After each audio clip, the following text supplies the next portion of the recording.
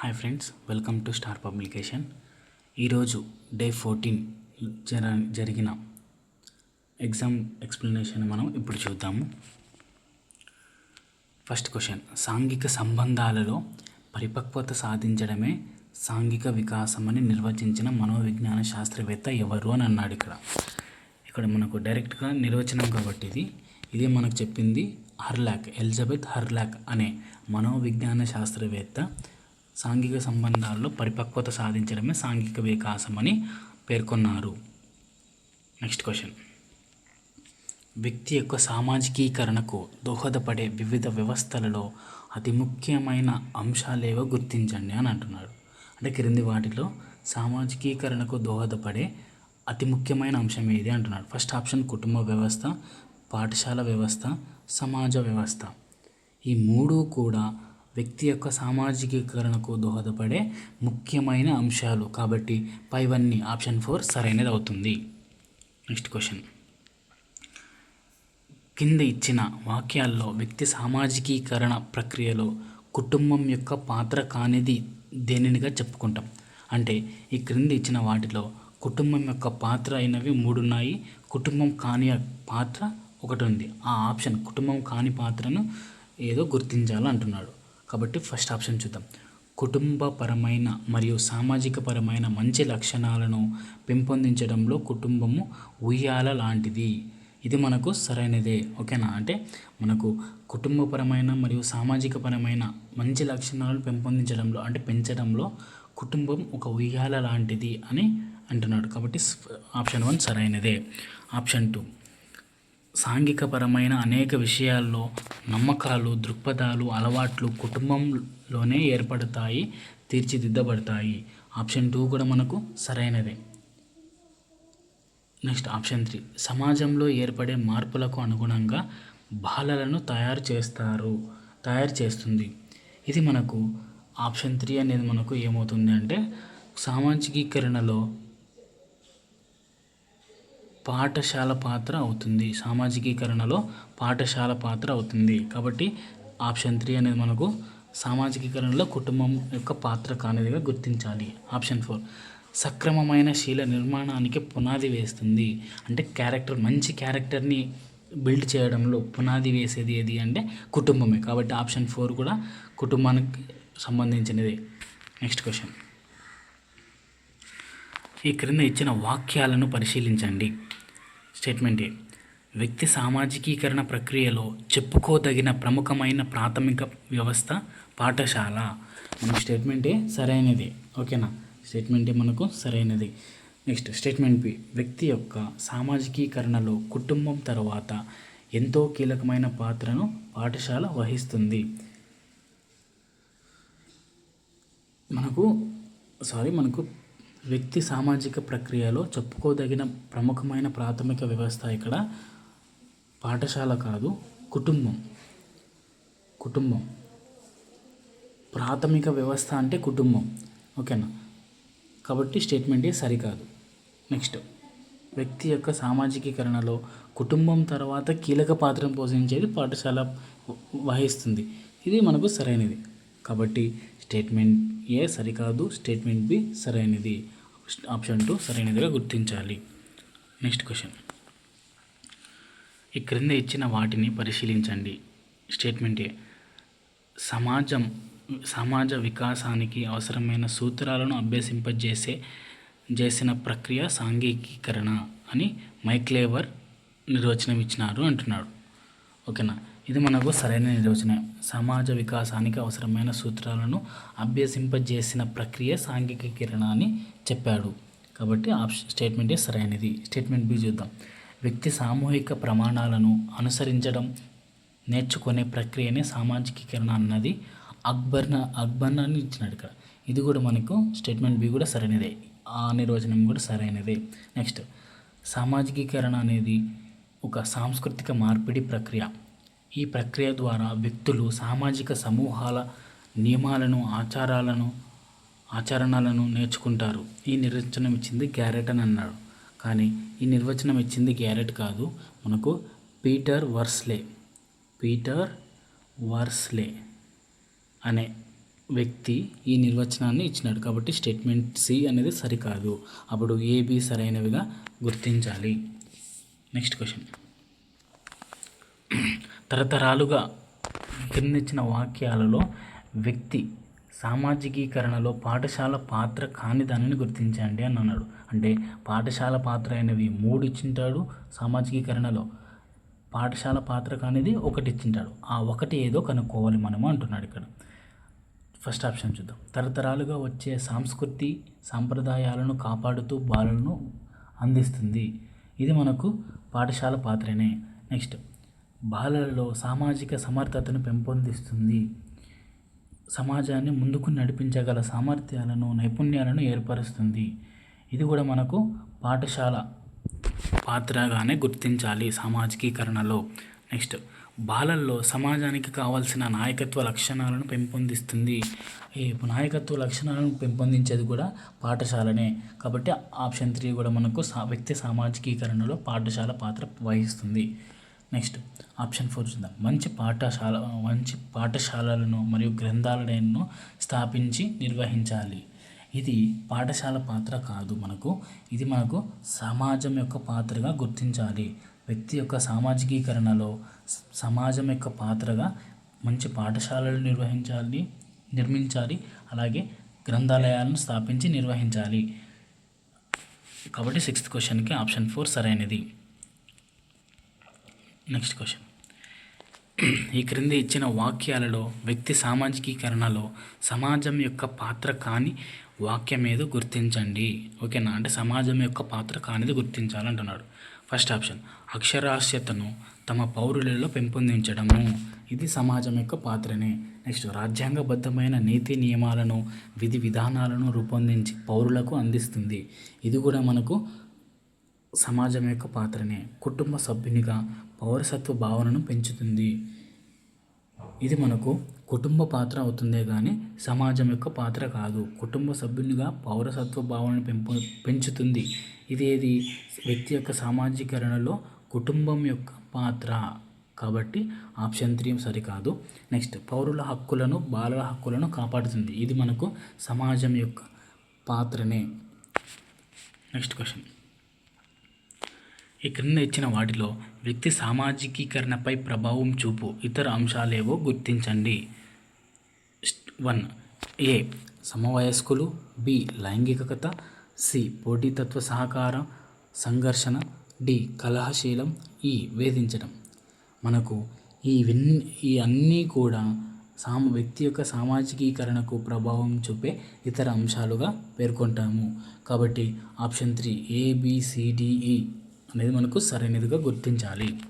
Next question, మానవుడు సృష్టించిన పరిసరమే సంస్కృతి అని పేర్కొన్నవారు ఎవరు అంటే మనకు ఎంజే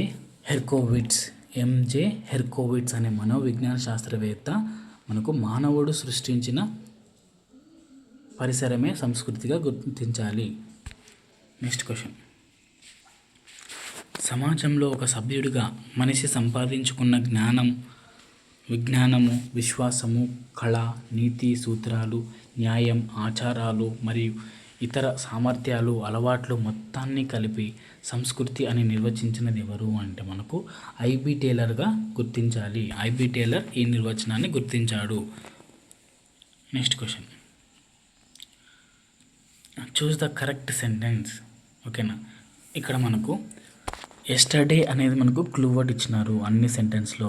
కాబట్టి ఈ సెంటెన్స్ ఏ స్ట్రక్చర్లో, ఏ టెన్స్ యొక్క స్ట్రక్చర్లో పెట్టాలి అంటే సింపుల్ పాస్ట్ టెన్స్ స్ట్రక్చర్లో పెట్టాలి. ఆ టెన్స్ యొక్క స్ట్రక్చర్ ఏమి అంటే subject plus verb form 2 plus object. ఓకేనా, ఇక్కడ మనకు గోయింగ్ అనేది V4 వర్బ్ కాబట్టి అది కాదు. గాన్ అనేది V3 వర్బ్, వెంట్ అనేది V2 వర్బే కదా కావాల్సింది మనకు. కాబట్టి ఆప్షన్ 2 గుర్తించాలి. నెక్స్ట్ ఆప్షన్ 1 గో అనేది మనకు V1, మనకు V2 కావాలి కాబట్టి she went to school yesterday. ఓకేనా, మనం క్లూ వర్డ్స్ ద్వారా కూడా అది ఏ సెంటెన్స్ స్ట్రక్చర్లో పెట్టాలి అనేది మనకు గుర్తించాలి. నెక్స్ట్ క్వశ్చన్, ఇక్కడ కూడా సేమ్ ఎస్టర్డే అనేది మనకు క్లూ వర్డ్ ఇచ్చినారు. ఇది ఇక్కడ మనకు కరెక్ట్ సెంటెన్స్ స్ట్రక్చర్లో పెట్టాలి. క్వశ్చన్ ఫామ్లో ఉంది. వేర్ అనే క్వశ్చన్ వర్డ్ ఉంది. దాని పక్కన మనం ఎప్పుడు కూడా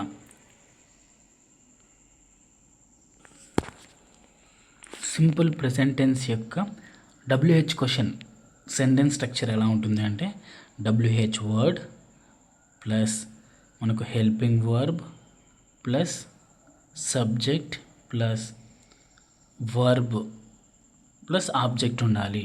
ఇక్కడ WH క్వశ్చన్ అన్నిట్లో ఉంది. ఓకే, హెల్పింగ్ వర్బ్ కూడా మనకు ఉన్నాయి. ఇక్కడ ఆప్షన్ 3లో హెల్పింగ్ వర్బ్ కాకుండా యు అనే సబ్జెక్ట్ ముందు వచ్చింది కాబట్టి ఆప్షన్ 3 మనము సరికానిదిగా గుర్తించాలి. నెక్స్ట్ ఇంకొకటి ఏముంది ఇక్కడ, తర్వాత సబ్జెక్ట్ ఉండాలి. సబ్జెక్టు ఉన్నాయి, తర్వాత వర్బ్ ఉండాలి. ఇక్కడ మనకు వేరైన దానికి సింపుల్ ప్రెజెంట్ కాబట్టి డిడ్ అనే హెల్పింగ్ వర్బే ఉపయోగించాలి. డూ డస్ డిడ్ అనే ఉపయోగించాలి. డిడ్ అనేది మనకు past helping verb, do does అనేవి ప్రెజెంట్ హెల్పింగ్ వర్బ్స్ కాబట్టి ఆప్షన్ 1 కానీ 2 కానీ ఉంటాయి. మనకు ఆప్షన్ 4 కూడా కాదు, డిడ్ అనేది హెల్పింగ్ వర్బ్ ఉపయోగించలేదు కాబట్టి. నెక్స్ట్ ఆప్షన్ 1 చూద్దాం. Where did you go yesterday. Go అనేది మనకు V1 ఫామ్ ఉంది. నెక్స్ట్ సెంటెన్స్లో where did you go went అనేది మనకు వర్బ్ 2 ఫామ్. ఓకేనా, ఇక్కడ మనకు డిడ్కి V1 ఫామ్ ఉపయోగించాలా V2 ఫామ్ ఉపయోగించాలా సార్ అంటే మనము డిడ్ తర్వాత ఎప్పుడైనా కూడా మనకు V1 ఫామ్ వర్బ్ V1 ఫామే ఉపయోగించాలి. V2 కానీ V3 కానీ ఉపయోగించకూడదు. కాబట్టి wear did you go yesterday అనేది మనకు సరైన ఆన్సర్ అవుతుంది. ఓకేనా, సరైన WH క్వశ్చన్ అవుతుంది. ఇది మనం సెంటెన్స్ యొక్క స్ట్రక్చర్ బాగా గుర్తుపెట్టుకుంటే ఇట్లాంటివి మనం చేయగలము. ఓకేనా, అంటే మనం డిడ్ అనేది అన్ని సబ్జెక్ట్స్కి ఉపయోగిస్తాం కాబట్టి యూకి ముందు డిడ్ అనేది వచ్చింది. డిడ్ తర్వాత ఎప్పుడు కూడా వర్బ్ యొక్క ఫస్ట్ ఫామ్ V1 ఫామే ఉండాలి. Next question, past continuous tense యొక్క స్ట్రక్చర్ గుర్తించమని అంటున్నాడు. ఇక్కడ పాస్ట్ కంటిన్యూస్ టెన్స్ యొక్క స్ట్రక్చర్ ఏమి అంటే మనకు సబ్జెక్ట్ ప్లస్ వాజ్ లేదా verb plus V1 ing form. ఓకేనా, ఇంగ్ ఫామ్ అనేది వాడాలి, అంటే వర్బ్ ఇంగ్ ఫామ్ అనేది వాడాలి అనేది మనకు ఈ సెంటెన్స్ యొక్క స్ట్రక్చర్. సరే, ఏ సబ్జెక్ట్కి వాజ్ వాడాలి, ఏ సబ్జెక్ట్కి వర్బ్ వాడాలి అనే మీకు డౌట్ వస్తుంది. ఇప్పుడు ఐ అనే సబ్జెక్ట్కి వాజ్ వాడాలి. హీ షీ ఇట్కి కూడా మనము వాజ్ అనే హెల్పింగ్ వర్బే వాడాలి. తర్వాత వి యూ దే ప్లూరల్ వాటికి వర్ అనే హెల్పింగ్ వర్బ్ వాడాలి. ఇప్పుడు అర్థమైందా? ఐ హీ షీ ఇట్ అనే వాటికి వజ్ అనే హెల్పింగ్ వర్బ్ వాడాలి. ఓకేనా, ఈ వి యూ దే అనే వాటికి వర్ అనే హెల్పింగ్ వర్బ్ వాడాలి. ఇది మనం బాగా గుర్తుపెట్టుకుంటే సెంటెన్సెస్ వచ్చినప్పుడు కరెక్ట్ సెంటెన్స్ గుర్తించమన్నప్పుడు ఏ హెల్పింగ్ వర్బ్ పక్కన ఏ సబ్జెక్ట్ పక్కన ఏ హెల్పింగ్ వర్బ్ ఉపయోగించాలనేది మనము కరెక్ట్గా గుర్తిస్తాము. నెక్స్ట్ క్వశ్చన్, ఇక్కడ చూస్ ద కరెక్ట్ పేర్ అంటున్నాడు. లాస్ట్ ఇయర్ అనేది సింపుల్ పాస్ట్లో ఉపయోగించే క్లూ వర్డ్ అంటున్నాడు ఇక్కడ. ఓకేనా, ఇది మనకు కరెక్ట్ పేరుగానే గుర్తించాలి. లాస్ట్ ఇయర్ తర్వాత వైల్ అనే క్లూ వర్డ్ పాస్ట్ కంటిన్యూస్ టెన్స్లో ఉపయోగించాలి అంటున్నాడు. ఇది కూడా మనకు సరైనదే. ఎస్టర్డే అనేది సింపుల్ పాస్ట్లో ఉపయోగించాలి అంటున్నాడు. ఇది కూడా మనకు సరైనది. కాబట్టి ఆల్ ది అబోవ్ మొత్తం అన్ని 3 కూడా కరెక్ట్ పేర్సే. Next fill in the blanks. Dash she when I called her. ఇక్కడ మనకు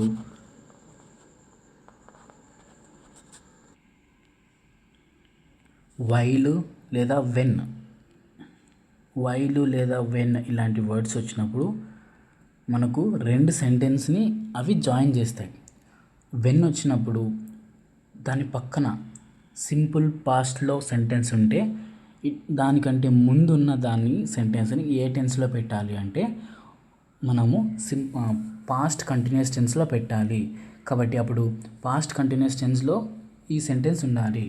she was sleeping when I called her అనేది మనకు correct sentence grammatical sentence structure అవుతుంది. She was sleeping she was sleeping when I called అంటే నేను call చేసినప్పుడు ఆమె నిద్రపోతూ ఉన్నది అనేది మనకు కరెక్ట్ సెంటెన్స్ అవుతుంది కాబట్టి షీ వాజ్ స్లీపింగ్ అనేది కరెక్ట్గా గుర్తించాలి. వెన్ కానీ వైల్ కానీ ఇలాంటివి వచ్చినప్పుడు మనము కరెక్ట్ మీనింగ్తో ఐడెంటిఫై చేయాలి. Next, at this time yesterday I dash for the exam. ఇక్కడ మనకు అట్ దిస్ టైమ్ ఎస్టర్డే అంటే ఇది మనకు పాస్ట్ టైంను తెలియజేస్తుంది. అట్ దిస్ టైమ్ ఎస్టర్డే అనేది మనకు పాస్ట్ టైంని తెలియజేస్తుంది. అలాగే అట్ దిస్ టైమ్ ఎస్టర్డే అని ఖచ్చితమైన సమయంలో జరిగేటటువంటిది కంటిన్యూస్గా జరిగేటువంటివి తెలియజేస్తుంది కాబట్టి పాస్ట్ కంటిన్యూస్ టెన్స్ని తెలియజేస్తుంది. కాబట్టి మనము ఈ సెంటెన్స్ యొక్క స్ట్రక్చర్ని పాస్ట్ కంటిన్యూస్ టెన్స్లో ఉంచాలి.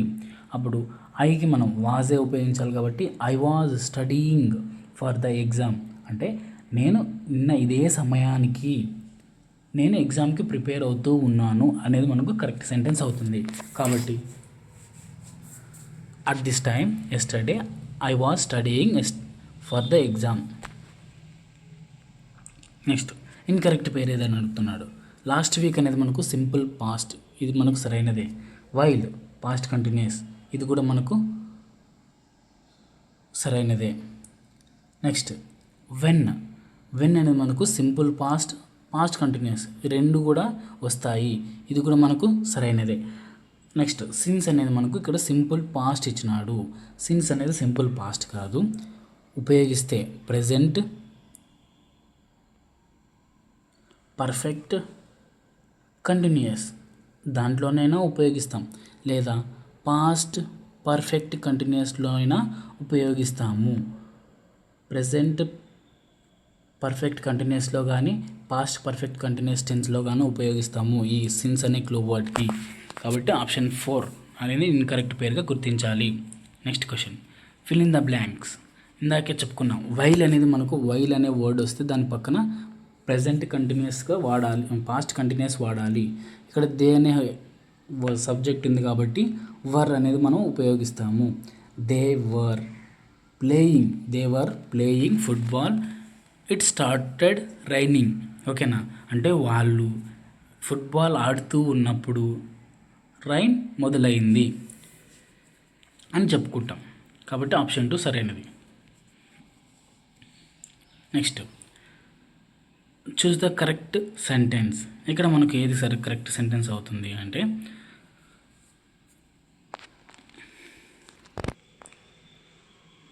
ఇక్కడ మనకు అన్ని సెంటెన్స్లో వెన్ అనే క్లూ వర్డ్ ఇచ్చినాడు.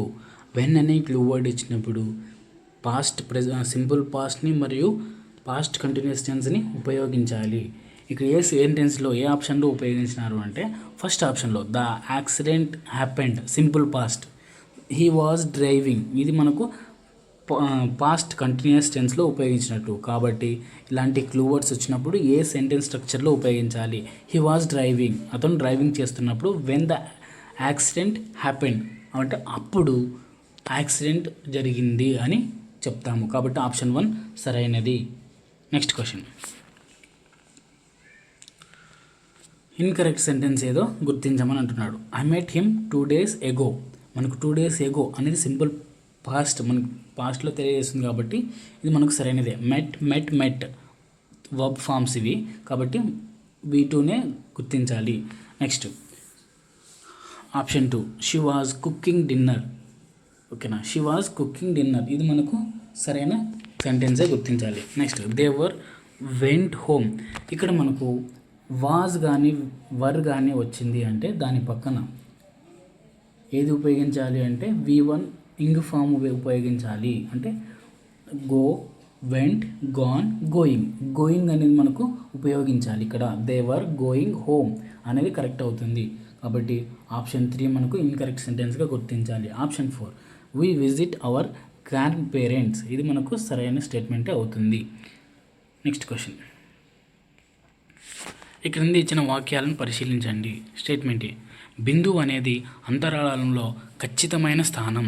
ఇప్పుడు మనకు ఈ బోర్డు అనేది మనకు ఒక అంతరాళం, దీనిలో ఒక ఖచ్చితమైన స్థానాన్ని తెలియజేసేదే బిందువు అని అంటున్నాడు. కాబట్టి ఇది మనకు సరైన స్టేట్మెంట్గానే గుర్తించాలి. నెక్స్ట్, బిందువునకు పొడవు వెడల్పు మందం ఉంటుంది అంటున్నాడు. ఇప్పుడు ఈ బిందువు, ఇది ఒక బిందువు, ఇక్కడ చూపించింది ఒక బిందువు, ఇక్కడ చూపించింది ఒక బిందువు. అంటే మనము బిందువుని పొడవు వెడల్పు మందం అనేది మనకు చూపించలేము. అది పెద్ద బిందువు అయినా కావచ్చు, చిన్న బిందువు అయినా కావచ్చు. ఏ బిందువునైనా మనం బిందువు అంటాం. కాబట్టి దానికి పొడవు వెడల్పు మందం అనేది ఉంటాయా అంటే ఉండవు అని చెప్పాలి. అప్పుడు ఏ సరైనది, బి సరికానిదిగా గుర్తించాలి. నెక్స్ట్ క్వశ్చన్, ఈ క్రింద ఇచ్చిన వాక్యాలను పరిశీలించండి. స్టేట్మెంట్ ఏ, రెండు బిందువుల మధ్య కనిష్ట దూరాన్ని రేఖాఖండం అంటారు. ఇప్పుడు మనకు ఈ రెండు బిందువులు ఉన్నాయి. కనిష్ట బిందువు అంటే మనకు కనిష్ట దూరము అంటే స్ట్రైట్ లైన్ కానీ చెప్తాం. ఈ రెండు బిందువుల మధ్య కనిష్ట దూరాన్ని రేఖాఖండంగా చెప్తాం. కాబట్టి ఏబి రేఖాఖండంగా చెప్తాము. వీటిని పొడిగించవచ్చా అంటే పొడిగించలేము. ఓకేనా, బిందువుల నుంచి పొడిగించలేము. ఒకవేళ అలా పొడిగిస్తే అది రేఖ అవుతుంది. కాబట్టి స్టేట్మెంట్ ఏ సరైనది. నెక్స్ట్, రేఖాఖండంకు నిర్దిష్టమైన పొడవు వెడల్పు మందం ఉంటుంది అని అంటున్నాడు. రేఖాఖండంకు నిర్దిష్టమైన పొడవు మాత్రమే ఉంటుంది, వెడల్పు అనేది ఉండదు, మందం అనేది కూడా ఉండదు కానీ గుర్తించాలి. కాబట్టి స్టేట్మెంట్ బి అనేది సరికాదు. ఏ సరైనది, బి సరికాదు. నెక్స్ట్ క్వశ్చన్, ఈ క్రింద ఇచ్చిన వాటిని ఒక నిర్దిష్ట బిందువు దాని నుండి ఒక నిర్దిష్ట దిశలో అనంత దూరంలో సాగిపోతూ ఉంటుంది. దీనిని మనము కిరణం అంటాము. కాబట్టి స్టేట్మెంట్ ఏ సరైనది. స్టేట్మెంట్ బి, కిరణానికి రెండవ చివరన బిందువు ఉండదు అంటున్నాడు. ఇక్కడ మనకు ఇది నిజమే. స్టేట్మెంట్ బి కూడా సరైనదే. కిరణానికి రెండవ చివరన బిందువు అనేది ఉండదు. ఎందుకంటే అనంత దూరంగా సాగిపోతూ ఉంటుంది. కాబట్టి ఖచ్చితంగా రెండవ చివరి బిందువును మనం గుర్తించలేము. కాబట్టి స్టేట్మెంట్ బి సరైనది. నెక్స్ట్, కిరణం యొక్క పొడవు కొలవగలం. అనంత దూరంగా సాగిపోతూ ఉంటుంది కాబట్టి పొడవును కొలవలేము అనేది ఉండాలి. కాబట్టి ఆప్షన్ సి అనేది మనకు సరికానిదిగా గుర్తించాలి. అప్పుడు ఏబి సరైనవి. నెక్స్ట్ క్వశ్చన్, ఈ క్రింద ఇచ్చిన వాక్యాలను పరిశీలించండి. ఇది మనకు జ్యామితి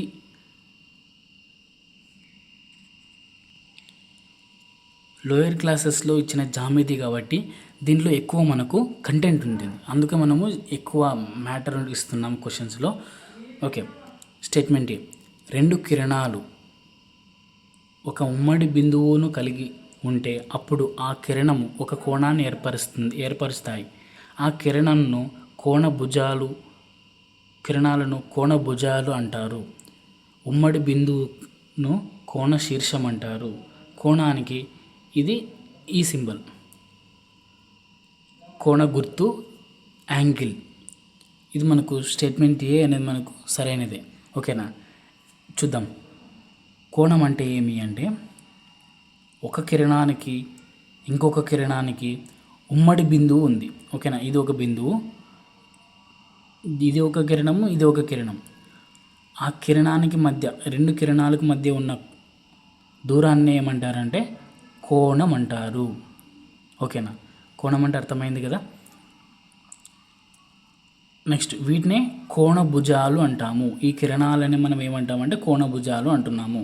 నెక్స్ట్, చతురస్రంలో 6 లంబ కోణాలు ఉంటాయి అంటున్నాడు. ఇప్పుడు మనం ఫర్ ఎగ్జాంపుల్ చతురస్రం గీద్దాము. ఇది చతురస్రము. లంబకోణం అంటే 90 degrees. ఇక్కడ మనకు ఇక్కడ 90 degrees ఉంటుంది, ఇక్కడ 90 degrees ఉంటుంది, ఇక్కడ 90 degrees ఉంటుంది, ఇక్కడ 90 degrees ఉంటుంది. ఎన్ని లంబకోణాలు అయినాయంటే 4 లంబకోణాలు అయినాయి. ఇక్కడ ఎన్ని లంబకోణాలు ఇచ్చినాడు? 6 లంబకోణాలు ఇచ్చినాడు. కాబట్టి స్టేట్మెంట్ బి సరికాదు. అంటే ఏ సరైనది, బి సరికానిదిగా గుర్తించాలి. నెక్స్ట్ క్వశ్చన్, ఈ క్రింద ఇచ్చిన వాక్యాలను పరిశీలించండి. లంబకోణం కంటే తక్కువ గల కోణాన్ని అధిక కోణం అని అన్నాడు ఇక్కడ.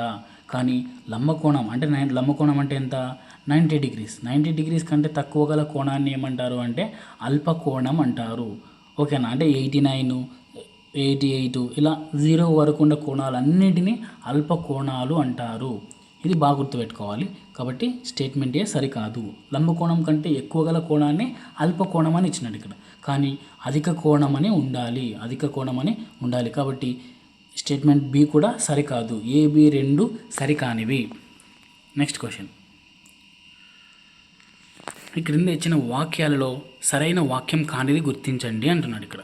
కోణాలను డిగ్రీలలో కొలుస్తారు. ఇది మనకు సరైనదే. కోణాలను మనం డిగ్రీలలో కొలుస్తారు. ఇప్పుడు 89 డిగ్రీస్ అని పైన 0 రాస్తాం కదా, అదే మనకు డిగ్రీ. కోణాలను డిగ్రీలలో కొలుస్తారు, సరైనదే. కోణాలను కొలవడానికి ప్రొట్రాక్టర్ ఉపయోగిస్తారు. కోణమానిని మన తెలుగులో కోణమానిని అంటారు. ఇంగ్లీష్లో పదం కూడా గుర్తుపెట్టుకోవాలి. ఆప్షన్ 2 కూడా సరైనదే. ప్రొట్రాక్టర్ ఒక ఆధార రేఖను, కేంద్రాన్ని, 2 రకాల స్కేళ్లను కలిగి ఉంటుంది. మనకు ఇది ఆధార రేఖ, ఇది కేంద్రము, ఇలా ఉంటుంది ప్రొట్రాక్టర్. లోపల ఒక స్కేలు, అది లోపల స్కేలు అంటాము. బయట ఉండే స్కేల్ని బయట స్కేలు అంటాము. ఇది 2 రకాల స్కేల్స్ ఉంటాయి. 0 నుంచి 180 వరకు బయట స్కేల్, మళ్ళీ ఇక్కడ 0 నుంచి 180 వరకు లోపల స్కేలు. ఇలా లోపల స్కేలు, బయట స్కేల్ అని 2 రకాల స్కేళ్ళు ఉంటాయి. కాబట్టి ఆప్షన్ 4 పైవన్నీ సరైన వాక్యాలుగానే గుర్తించాలి. Next question. ఈ క్రింద ఇచ్చిన వాక్యాలను పరిశీలించండి. ఏ స్టేట్మెంట్ ఏ, రేఖాఖండాలు మరియు వక్రరేఖలచే ఏర్పడు మూసివేయబడని పటాలను సంవృత పటాలు అన్నాడు. ఇక్కడ మనకి మూసివేయబడని అంటే తెరిచి ఉన్న పటాలను, ఓకేనా. రేఖాఖండాల ద్వారా, వక్రరేఖల ద్వారా తెరిచి ఉన్న పటాలు గీద్దాం. ఇది రేఖాఖండాల ద్వారా ఏర్పరిచిన పటం. ఇక్కడ మూసి ఉందా అంటే మూసి లేదు. ఇలాంటి పటాలను ఏమంటారు అంటే మనము వివృత పటాలు అంటారు. ఇలాంటి పటాలను ఏమంటారు? వివృత పటాలు. కానీ ఇక్కడ సంవృత పటాలను ఇచ్చినాడు కాబట్టి స్టేట్మెంట్ ఏ సరికాదు. స్టేట్మెంట్ బి, రేఖాఖండాలు మరియు వక్రరేఖల చే ఏర్పడు మూసివేయబడిన పటాలను వివృత పటాలు అన్నాడు. మనం ఇందాకే చెప్పుకున్నాం కదా, వివృత పటాలు అంటే ఏమి?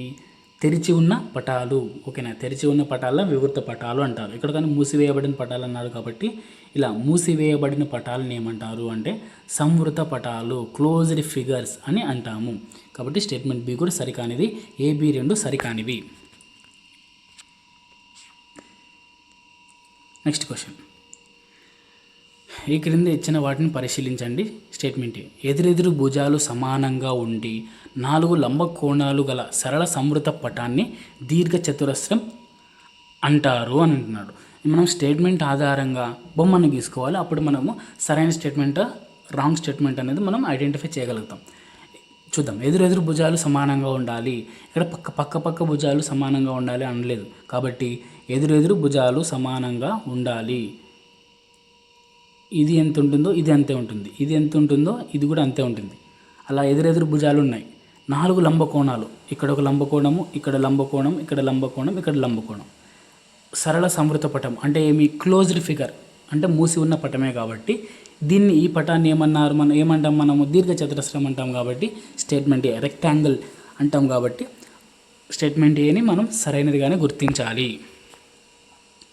స్టేట్మెంట్ బి చూద్దాం. 4 భుజాలు సమానంగా ఉండి 4 కోణాలు లంబ కోణాలు కాగల సరళ సంవృత పటాన్ని చతురస్రం అంటారు. దీన్ని కూడా మనం బొమ్మ గీద్దాము. 4 భుజాలు సమానంగా ఉండాలి అంటున్నాడు. అంటే ఇది ఇది ఇది ఇది 4 భుజాలు కూడా సమానంగా ఉండాలి. 4 లంబ కోణాలు కలిగి ఉండాలి అన్నాం. ఈ పటాన్ని ఏమంటారు అంటే మనము చతురస్రం అంటారు. కాబట్టి స్టేట్మెంట్ బి కూడా సరైనదే. స్టేట్మెంట్ బి, 3 భుజాలు గల సరళ సంవృత పటాన్ని త్రిభుజం అంటారు. త్రిభుజంలో 3 కోణాలు ఉంటాయి, ఓకేనా. మనకు త్రిభుజం అంటే 3 భుజాలు కలిగిన పటము. ఇది కూడా మనకు సరళ సంవృత పటమే, ఎందుకంటే క్లోజ్డ్గా ఉంది కాబట్టి. దీంట్లో ఎన్ని కోణాలు ఉంటాయి అంటే 3 కోణాలు ఉంటాయి. కాబట్టి స్టేట్మెంట్ సి కూడా మనకు సరైనదిగానే గుర్తించాలి. అప్పుడు ఏబిసి అన్నీ సరైనవి. నెక్స్ట్, ఈ క్రింద ఇచ్చిన వాక్యాలను పరిశీలించండి. స్టేట్మెంట్ ఏమంటున్నాడు? భ్రమణం చేసిన తర్వాత వస్తువు మొదటి దాని వలె ఉంటే దానిని భ్రమణ సౌష్ఠవం అంటారు. ఇది మనకు సరైన స్టేట్మెంట్గానే గుర్తించాలి. అంటే ఏదైనా ఒక వస్తువును భ్రమణం చేసిన తర్వాత అంటే తిప్పిన తర్వాత ఇదే వస్తువులాగా ఉంటే దానికి భ్రమణ సౌష్ఠవం ఉంది అని చెప్తాము. అర్ధ భ్రమణం అంటే 2 పావు భ్రమణాలు లేక 360 డిగ్రీల భ్రమణము, ఓకేనా. ఇప్పుడు మనము 360 డిగ్రీలు అంటే ఏమి? మొత్తం ఒకసారి తిప్పడం, ఓకేనా. మొత్తం ఒకసారి తిప్పడం, అది 360 డిగ్రీలు. సగం తిప్పడాన్ని మనం ఏమంటారు అంటే అర్ధభ్రమణం అంటారు. ఇక్కడ అర్ధభ్రమణం అంటే 180 డిగ్రీలు, కానీ ఇక్కడ 360 డిగ్రీలు ఇచ్చినారు కాబట్టి అర్ధ భ్రమణం అంటే 2 పావులు మరియు 180 డిగ్రీల భ్రమణం అని ఉండాలి. 1 పావు అంటే మనకు 90 డిగ్రీలుగా చెప్పుకుంటాము. కాబట్టి ఏ సరైనది, బి సరికానిదిగా గుర్తించాలి. నెక్స్ట్ క్వశ్చన్, స్టేట్మెంట్ ఏ, దీర్ఘ చతురస్రం యొక్క చుట్టుకొలత. మనకు తెలిసింది ఫార్ములా ఏమంటే 2 × L+B అని తెలుసు. ఓకేనా. ఇక్కడ ఏమి ఇచ్చినాడు, 2 పొడవులు 2 వెడల్పు ఇచ్చినాడు. ఇప్పుడు 2తో మనము ఎల్ని ఇంటూ చేయాలి, బిని ఇంటూ చేయాలి. అప్పుడు ఏమవుతుంది, 2L + 2B అంటే 2 పొడవులు 2 వెడల్పులు. కాబట్టి స్టేట్మెంట్ ఏ సరైనది. స్టేట్మెంట్ బి చూద్దాం. చతురస్రం చుట్టుకొలత అంటే ఏమి, ఇప్పుడు ఒక చతురస్రం తీసుకుందాము, దాని చుట్టూ ఒకసారి తిరిగి రావడాన్ని చతురస్రం యొక్క చుట్టుకొలత అంటున్నారు. ఇప్పుడు మనకు ఇది ఒక భుజము, ఇది భుజమే, ఇది భుజమే, ఇది భుజమే, 4 సమాన భుజాలు కాబట్టి 4 × భుజం అంటే భుజము ఎంత ఉందో దాన్ని 4 సార్లు ఇంటూ చేస్తే అప్పుడు మనకు చతురస్ర చుట్టుకొలత వస్తుంది అంటున్నారు. కాబట్టి ఇది కూడా మనకు సరైనదే. నెక్స్ట్, దీర్ఘ చతురస్రం యొక్క వైశాల్యం అంటే ఏమి, L × B అంటే పొడవు ఇంటూ వెడల్పు. ఇక్కడ ఏమి ఇచ్చినాడు, 2 × పొడవు ఇంటూ వెడల్పు ఇచ్చినాడు. కాబట్టి స్టేట్మెంట్ సి అనేది మనకు సరికాదు. అప్పుడు ఏబి సరైనది. నెక్స్ట్ క్వశ్చన్, ఈ క్రింద ఇచ్చిన వాక్యాలను పరిశీలించండి. స్టేట్మెంట్ ఏ, వలసకు ప్రధానంగా 2 కారణాలు ఉంటాయి. అవి సహజ కారణాలు, ఆర్థిక కారణాలు. ఇది మనకు స్టేట్మెంట్ ఏ సరైనదే. నెక్స్ట్, పొగాకు కృష్ణా జిల్లా ప్రధాన పంట. మనకి పొగాకు అనేది కృష్ణా జిల్లా ప్రధాన పంట కాదు, ప్రకాశం జిల్లా యొక్క ప్రధాన పంట ఏది చెప్పుకుంటాము అంటే పొగాకు. ఇక్కడ మనకు ప అని మనం ఫస్ట్ లెటర్స్ని గుర్తుపెట్టుకుంటే పొగాకు యొక్క ప్రధాన పంట ఏది అంటే ప్రకాశం జిల్లా యొక్క ప్రధాన పంట. అప్పుడు స్టేట్మెంట్ బి సరికాదు. అంటే ఏ సరైనది, బి సరికానిది. నెక్స్ట్ క్వశ్చన్, ఒక కుటుంబం తన ఆదాయాన్ని ఏ అంశాల కోసం అవసరాలు, సౌకర్యాలు, విలాసాలు మరియు ఇతరములు ఖర్చులు చేశారో తెలియజేసే పట్టికని ఏమంటారు అంటే మనము కుటుంబ పద్దు అంటారు. బడ్జెట్, ఫ్యామిలీ బడ్జెట్ అని అంటాము. కాబట్టి ఆప్షన్ 1 సరైనది. నెక్స్ట్, మనకు పొదుపు వలన కలిగే ప్రయోజనాలు ఏమిటి అంటున్నాడు. క్రింద ఇచ్చిన వాటిలో కనుక్కోమంటున్నాడు. అత్యవసర పరిస్థితుల్లో ఉపయోగపడుతుంది. కాబట్టి ఇది కూడా మనకు ఫస్ట్ స్టేట్మెంట్ ఏ సరైనదే. ఆర్థిక స్వాతంత్ర్యం, ఫైనాన్షియల్ ఇండిపెండెన్స్ అనేది దొరుకుతుంది. మనకు స్టేట్మెంట్ బి కూడా సరైనదే. ఖర్చు తగ్గిస్తుంది, మనం పొదుపు చేసుకుంటే ఖర్చు తగ్గుతుంది. కాబట్టి స్టేట్మెంట్ సి కూడా సరైనదే. అప్పుడు ఏబిసి సరైనది. ఆప్షన్ 3 సరైనది. నెక్స్ట్, ఈ క్రింద ఇచ్చిన వాక్యాల్లో అబ్దుల్ కలాంకు సంబంధించి సరికాని వాక్యాన్ని గుర్తించండి. ఆప్షన్ 1, అబ్దుల్ కలాంను మిసైల్ మ్యాన్ ఆఫ్ ఇండియా. ఇది మనకు ఇంపార్టెంట్ అయిన bit. Missile man of India అని ఎవరిని అంటారు అంటే అబ్దుల్ కలాంని అంటారు. కాబట్టి ఆప్షన్ 1 సరైనది. అబ్దుల్ కలాం 15 అక్టోబర్ 1931లో తమిళనాడులోని రామేశ్వరం ముస్లిం కుటుంబంలో జన్మించారు. అతని డేట్ ఆఫ్ బర్త్ కూడా గుర్తుపెట్టుకోవాలి మనం, ఎందుకంటే ఇంపార్టెంట్ అయిన వ్యక్తి కాబట్టి ఆ డేట్ ఆఫ్ బర్త్ కూడా అడిగే అవకాశం ఉంటుంది, ఎక్కడ పుట్టినాడు అనేది కూడా అడిగే అవకాశం ఉంటుంది. కాబట్టి మనము ఇది కూడా ఇంపార్టెంట్ అయిన బిట్గానే గుర్తించాలి. ఇది కూడా మనకు సరైనది. అబ్దుల్ కలాం భారతదేశానికి 13వ రాష్ట్రపతిగా 2007 నుంచి 2012 వరకు పనిచేశారు అని అంటున్నాడు ఇక్కడ. కానీ మనకు అబ్దుల్ కలాం గారు 13వ రాష్ట్రపతి కాదు, 11వ రాష్ట్రపతిగా ఆయన పనిచేశారు. 2002 నుంచి 2007 వరకు 2002 నుంచి 2007 వరకు భారతదేశానికి 11వ రాష్ట్రపతిగా అబ్దుల్ కలాం గారు పనిచేశారు. కాబట్టి ఆప్షన్ 3 అనేది మనకు సరికాని వాక్యంగా గుర్తించాలి. నెక్స్ట్, అబ్దుల్ కలాం 27 జూలై 2015 షిల్లాంగ్, మేఘాలయలో విద్యార్థులను ఉద్దేశిస్తూ మాట్లాడుతూ మరణించారు. ఇది ఆప్షన్ 4 కూడా మనకు సరైనది. నెక్స్ట్ క్వశ్చన్, ఈ క్రింద ఇచ్చిన వాక్యాలను పరిశీలించండి. స్టేట్మెంట్ ఏ, ఉద్యోగ బదిలీలు, పేదరికం మొదలగు వలసలను సహజ కారణాలు అంటారు. ఇక్కడ ఉద్యోగ బదిలీలు, పేదరికం అనేది మనకు సహజ కారణాలు కాదు. మనకు ఇక్కడ ఉద్యోగ బదిలీలు పేదరికం ఎందుకు వస్తుంది అంటే మనకు ఆర్థిక లేమి వల్ల వస్తుంది. కాబట్టి ఆర్థిక కారణాలుగా వీటిని పేర్కొంటాము. ఉద్యోగ బదిలీలు మరియు పేదరికం అనేది ఆర్థిక కారణాలు. నెక్స్ట్ వరదలు, తుఫాన్లు, భూకంపాలు వంటి మొదలైన ప్రకృతి వైపరీత్యాలు మొదలైన వలసకు ఆర్థిక కారణాలు అంటున్నాడు.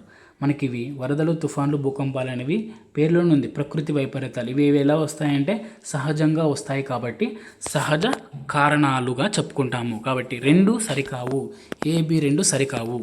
నెక్స్ట్ క్వశ్చన్ స్టేట్మెంటే సాధారణంగా ఒక ప్రాంతంలో ఉష్ణోగ్రత, వర్షపాతం మొదలైన పరిస్థితులను వాతావరణం అంటారు. ఇది మనకు సరైనదే. ఒక ప్రదేశంలోని ఒక ప్రాంతంలోని ఉష్ణోగ్రత టెంపరేచర్ ఎంత ఉంది, వర్షపాతం ఎంత ఉంది, అలాంటి పరిస్థితులను వాతావరణం అంటారు. నెక్స్ట్ ప్లాస్టిక్ పెన్నుల వాడకం పర్యావరణ హితమే అంటున్నాడు. పర్యావరణ హితమే అంటే ఏమి అంటే మంచినే. ప్లాస్టిక్ పెన్నులు వాడటం అనేది పర్యావరణం హితం కాదు. ఎందుకంటే ప్లాస్టిక్ అనేది భూమిలో కలిసిపోవడానికి కొన్ని వేల సంవత్సరాలు పడుతుంది కాబట్టి స్టేట్మెంట్ బి సరికాదు. నెక్స్ట్ మనం నివసిస్తున్న భూమి రోజు రోజుకు వేడెక్కుతుంది. దీనిని మనం గ్లోబల్ వార్మింగ్ అంటున్నాము. మనకు గ్లోబల్ వార్మింగ్ అంటే ఏమి అంటే రోజు రోజుకు భూమి వేడెక్కడాన్ని గ్లోబల్ వార్మింగ్ అంటారు. కావున ఏసి సరైనది. నెక్స్ట్ క్వశ్చన్ ఈ క్రింద ఇచ్చిన వాక్యాలలో వాతావరణ మార్పుల వలన కలిగే ప్రభావం కాని దానిని గుర్తించండి. అంటే వాతావరణ మార్పుల వల్ల కలిగే ప్రభావం కాని దానిని గుర్తించండి అంటున్నాడు. స్టేట్మెంట్ ఆప్షన్ 1 వాతావరణ మార్పుల వలన సకాలంలో వర్షాలు కురవక కరువు ఏర్పడుతుంది. వాతావరణ మార్పులు అంటే అదే, వాతావరణంలో మార్పులు లేకుండా ఉంటే సకాలంలో వర్షాలు పడతాయి. కాబట్టి ఆప్షన్ 1 సరైనది. పెను తుఫాన్లు, సునామీలు సంభవించవచ్చు. వాతావరణంలో మార్పులు ఏర్పడితే సునామీలు, తుఫాన్లు వస్తాయి. కాబట్టి ఆప్షన్ 2 కూడా సరైనదే. నెక్స్ట్ ధ్రువ ప్రాంతాల్లో మంచు కరగడం వల్ల సముద్ర మట్టాలు తగ్గి సముద్ర తీరాల ప్రాంతాలు సముద్రంలో కలిసిపోతాయి. మనకు సముద్ర మట్టాలు పెరిగితేనే సముద్ర తీర ప్రాంతాలు సముద్రంలో కలిసిపోతాయి, తగ్గితే కాదు. కాబట్టి ఆప్షన్ 3 మనకు సరికానిదిగా గుర్తించాలి. సముద్ర జలాల ఉష్ణోగ్రతలు పెరిగిపోవడం వలన సముద్రంలో పెరిగే మొక్కలు, జంతువులు చనిపోతాయి. మనకు వాతావరణంలో మార్పులు, టెంపరేచర్ పెరగడం వల్ల సముద్రంలో పెరిగే మొక్కలు, జంతువులు చనిపోతాయి. కాబట్టి ఆప్షన్ 4 వాతావరణం వల్ల కలిగే మార్పులుగా గుర్తించాలి. నెక్స్ట్ క్వశ్చన్ ఆప్షన్ స్టేట్మెంట్ నీరు, బొగ్గు, ఇంధనం మొదలైన సహజ వనరులు విచక్షణ రహితంగా వాడడం కూడా వాతావరణ మార్పులకు కారణమవుతాయి. ఇది మనకు సరైనదే. నెక్స్ట్ రిఫ్రిజిరేటర్లు, ఎయిర్ కండిషనర్లు, మోటార్ వాహనాలు కూడా హానికర రసాయనాలను విడుదల చేయడం వల్ల గ్లోబల్ వార్మింగ్కు కారణమవుతున్నాయి. ఇది కూడా మనకు సరైనదే. అప్పుడు ఏబి రెండు సరైనవే. నెక్స్ట్ స్టేట్మెంటే స్వీడన్కు చెందిన పర్యావరణ కార్యకర్త వాతావరణ మార్పులపై చేపట్టిన ఉద్యమం అంతర్జాతీయ గుర్తింపు పొందింది. స్వీడన్కు చెందిన పర్యావరణ కార్యకర్త ఎవరు అంటే మనకు గ్రేటా థన్బర్గ్. ఓకేనా. కాబట్టి స్టేట్మెంటే సరైనది. 2020లో ఐక్యరాజ్య సమితి వాతావరణ మార్పు సదస్సులో గ్రేటా థన్బర్గ్ ప్రసంగాన్ని వినిపించింది అని అంటున్నాడు ఇక్కడ. కానీ మనకు 2020 కాదు, 2018లో జరిగిన ఐక్యరాజ్య సమితి వాతావరణ మార్పు సదస్సులో స్వీడన్కు చెందిన గ్రేటా థన్బర్గ్ ప్రసంగాన్ని వినిపించింది. కాబట్టి స్టేట్మెంట్ బి సరికాదు. ఏ సరైనది, బి సరికాదు. నెక్స్ట్ క్వశ్చన్ స్టేట్మెంట్ ఏ 1970 మధ్యకాలంలో భారతదేశంలో కొంతమంది అడవులు నరికివేతను అడ్డుకున్నారు. ఇది ఒక ఉద్యమంలా మారి దేశమంతటా పాకింది. ఇదే చిప్కో ఉద్యమము. ఇది మనకు స్టేట్మెంటే సరైనదే. నెక్స్ట్ స్టేట్మెంట్ బి చూద్దాం. చిప్కో అంటే సంస్కృత భాషలో హత్తుకోవడం అని అర్థము. ఆ రోజుల్లో చెట్లు నరకవద్దని స్థానికులు చెట్లను హత్తుకొని చుట్టూ నిలబడేవారు. ఇక్కడ మనకు చిప్కో అంటే సంస్కృత భాషలో కాదు, హిందీ భాషలో హత్తుకోవడం. కాబట్టి స్టేట్మెంట్ బి సరికాదు. ఏ సరైనది, బి సరికాదు. నెక్స్ట్ క్వశ్చన్ 2001లో సవరించబడిన బ్లూమ్స్ వర్గీకరణలో సరళం నుంచి సంక్లిష్టానికి అమర్చబడిన శ్రేణి ఏమి అంటే మనకు సవరించబడిన బ్లూమ్స్ వర్గీకరణలో ఏమేమి ఉంటుందంటే జ్ఞానం,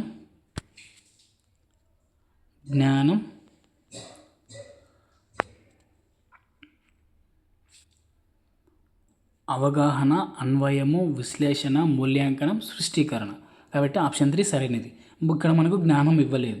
అవగాహన కంటే ముందు జ్ఞానం ఉంటుంది. జ్ఞానం, అవగాహన, అన్వయము, విశ్లేషణ, మూల్యాంకనం, సృష్టించడము. ఆప్షన్ 3 సరైనది. నెక్స్ట్, బహుళైచ్ఛిక ప్రశ్నలు దిగువ స్పష్టీకరణకు సాధిస్తాయి. మనము బహుళైచ్ఛిక ప్రశ్నలు క్రింద 4 ఆప్షన్లు ఇచ్చింటారు. దానిలో ఒకదాన్ని గుర్తించాలి కాబట్టి ఆప్షన్ 3 అనేది మనకు గుర్తించడంకు సరిపోతుంది. ఇది జ్ఞానం అనే లక్ష్యం కింద ఉండే స్పష్టీకరణ. జ్ఞానంలో 2 స్పష్టీకరణలు ఉంటాయి. అవి ఏవి అంటే గుర్తించడము, జ్ఞప్తికి తెచ్చుకోవడము. జ్ఞానం అనే లక్ష్యంలో స్పష్టీకరణలు ఏవేవి అంటే గుర్తించడము, జ్ఞప్తికి తెచ్చుకోవడం. ఇప్పుడు మనకు ఫిల్లింగ్ ద బ్లాంక్స్ ఉంటాయి. ఓకేనా? ఫిల్లింగ్ ద బ్లాంక్స్ అంటే ఏమి అంటే మనకు జ్ఞప్తికి తెచ్చుకోవడం కిందకి వస్తాయి. ఓకేనా? ఖాళీలు పూరించండి అనేది జ్ఞప్తికి తెచ్చుకోవడం కిందకి వస్తుంది. బహుళైచ్ఛిక ప్రశ్నలు అనేవి గుర్తించడం కిందకి వస్తుంది. ఈ 2 కూడా జ్ఞానం అనే లక్ష్యాన్ని నెరవేరుస్తాయి. నెక్స్ట్ క్వశ్చన్, తన పక్క ఇంట్లో నివసిస్తున్న స్నేహితులకి తేలు కుట్టగా రాము తేలు కుట్టినప్పుడు చేయవలసిన ప్రథమ చికిత్సను వివరించను. ఇది ఏ విద్యా ప్రమాణానికి చెందినది? ఇది ఏ విద్యా ప్రమాణానికి చెందినది అంటే పాఠశాలలో చెప్పిన విషయాన్ని అవగాహన చేసుకొని నిత్య జీవితంలో ఉపయోగించడం. కాబట్టి ఆప్షన్ 2 విషయ అవగాహన అనేది మనకు అవుతుంది. నెక్స్ట్, విద్యార్థి గ్రామంలోని హాస్పిటల్ను సందర్శించి వ్యాక్సినేషన్పై సమాచారాన్ని నమోదు చేశాడు. ఓకేనా? ఇక్కడ మనకు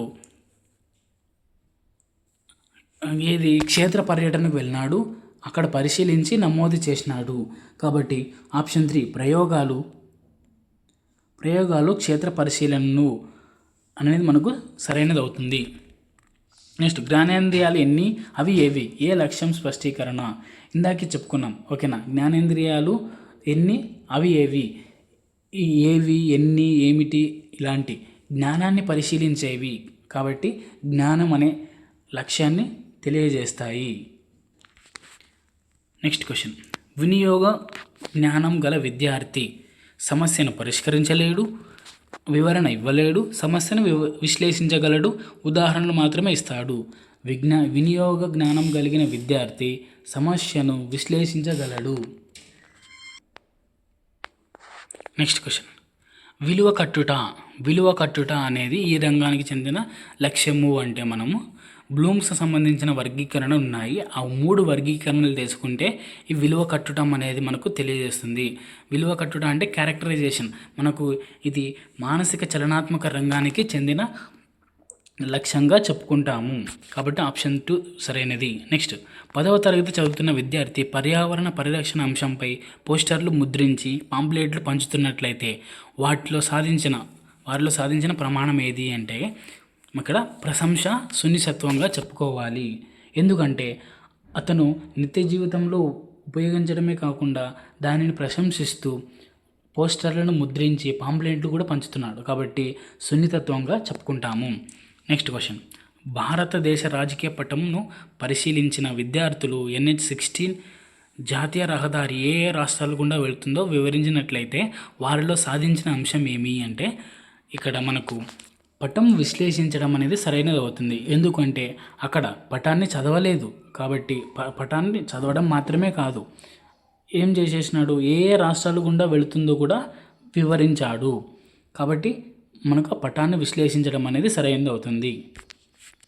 నెక్స్ట్, కేంద్ర రాష్ట్ర ప్రభుత్వాలు అమలు చేస్తున్న ప్రస్తుత పథకాల ద్వారా ప్రజలు ఎంతవరకు లబ్ధి చేకూరుతున్నారు గమనించి వాటి పనితీరు మెరుగుదలకు విద్యార్థులు సూచనలు చేసినట్లయితే సాధించిన ప్రమాణం ఏమి అంటే ఇక్కడ మనకు ప్రస్తుత పథకాలు అంటే సమకాలీన అంశాలపై స్పందించడం అనేది అవుతుంది. కాబట్టి సమకాలీన అంశాలపై స్పందించడం అనేది సరైనది అవుతుంది.